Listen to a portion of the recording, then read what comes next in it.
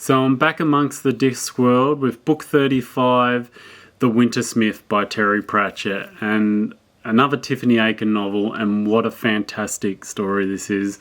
You know, I love Terry Pratchett's novels, and the Discworld, the Tiffany Aching portion of the Discworld are all brilliant. They're all brilliant. I've said this so many times, they are all brilliant. And this is where Terry, you know, the last few books have been really his peak before his decline, which, you know, if you know his history, he ended up getting dementia and still managed to write and publish several novels after he was diagnosed with dementia. But this was when he was, I think it's still amongst his, you know, absolute peak, best stuff that he'd ever written, and The Wintersmith is no exception. So Tiffany's apprenticing with Miss Treason. So, you know, she's faced some big challenges in that, but she's still got to learn a little bit about real witching. And Miss Treason, in her 113 years of witching, knows quite a bit. You know, she's a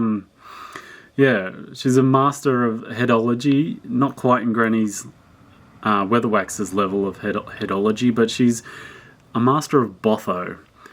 And I don't know if you can see the cover. That's Miss Treason with Tiffany there.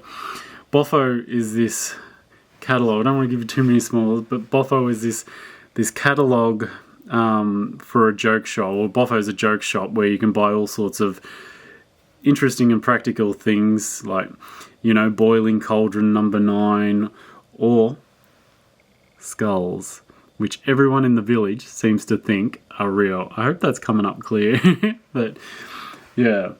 But the people in the village certainly think, they believe in Botho, and Miss Treason is a master of Botho. Miss Treason's also a very quirky, weird character, as you know, there's so many quirky, weird characters, is why we love Discworld.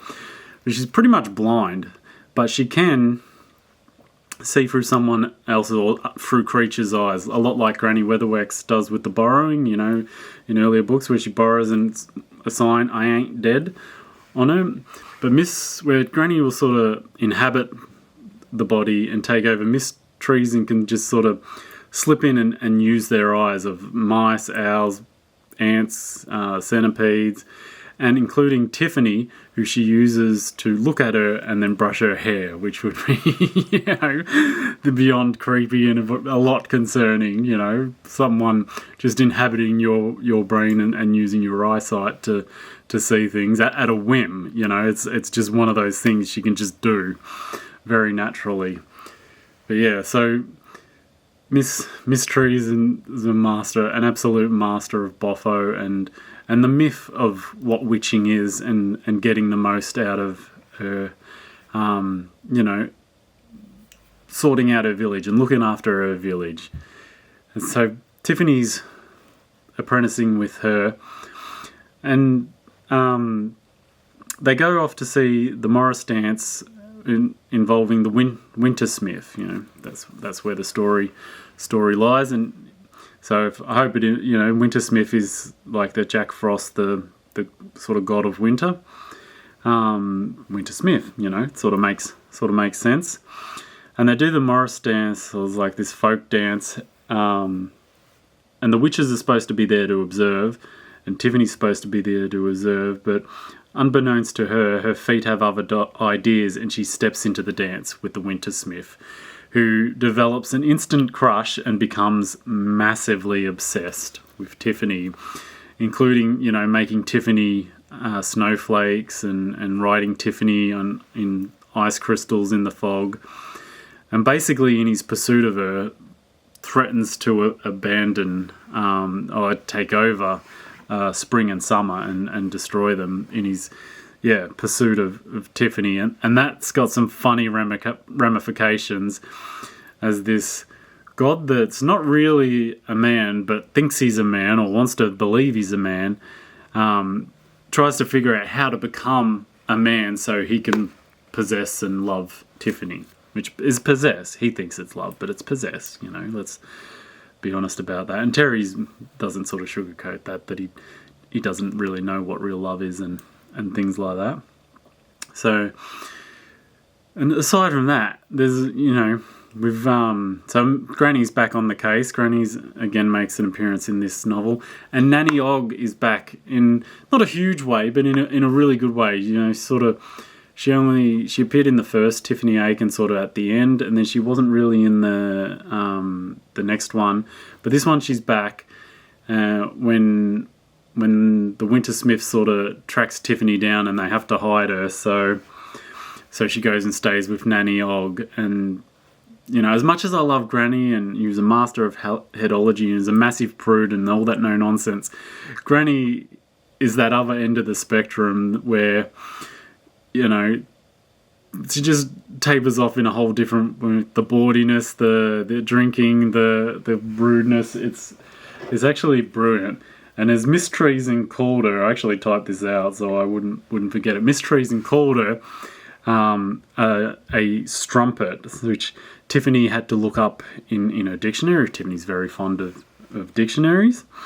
And Tiffany looked up strumpet in the dictionary, which said, "A woman who is no better than she should be, and a lady of easy virtue."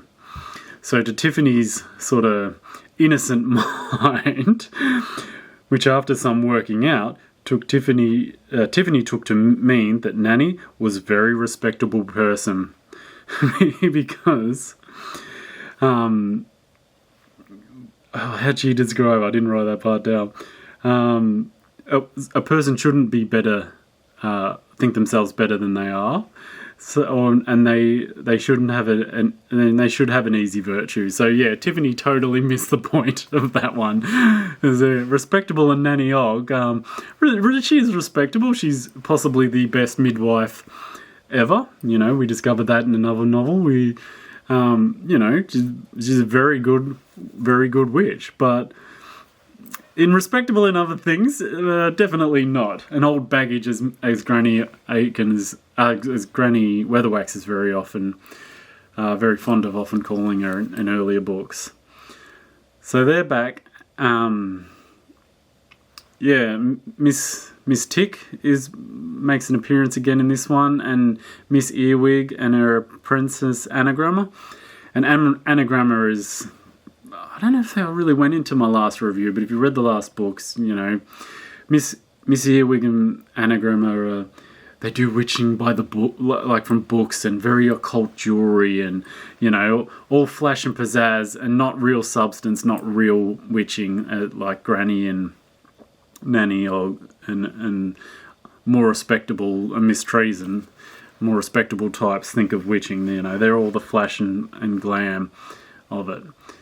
And a little bit less of the headology. So, alright, so this is a bit of a spoiler, but as I said earlier, Miss Treason's 113, so we know she's going to die. She knows she's going to die because witches and wizards in the Discworld know when their time is coming up. So she's prepared. She has her wake, and then writes her own "thank you for visiting my wake" cards, because she has her wake before she dies.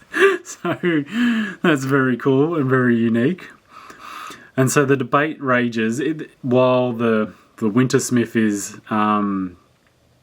pursuing Tiffany, and she's semi-hiding, and everything is getting colder and more frozen because spring hasn't arrived. Granny starts lobbying for Tiffany to take Miss Treason's steading, take her cottage, because basically when witches die, another witch will inherit the cottage, and that's how it sort of goes. But Miss Earwig's not happy with that. She wants Anagramma. So this is where the master play of headology comes in with Granny and Miss Earwig. And I won't tell you what goes on because that is too much of a spoil. But it's brilliant. It's a typical Terry Pratchett. You know, the jokes are out. The jokes are wild. How's it all going to resolve?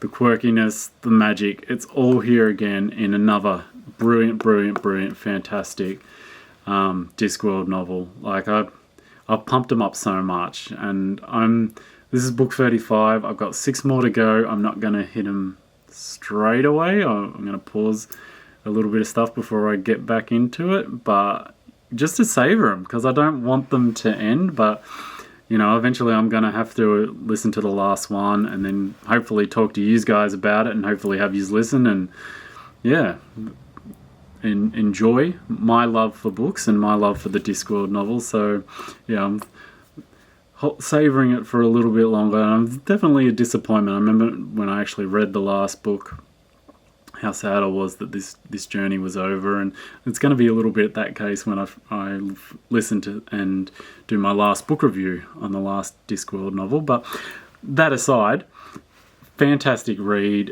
jump aboard. They are, I cannot praise them enough. I mean, I will certainly try, but they are magical, pure magical books. I love everything about Terry Pratchett's Discworld. The Wintersmith, book 35 of the Discworld, another classic Tiffany Aching novel. Happy reading, subscribe and follow for more.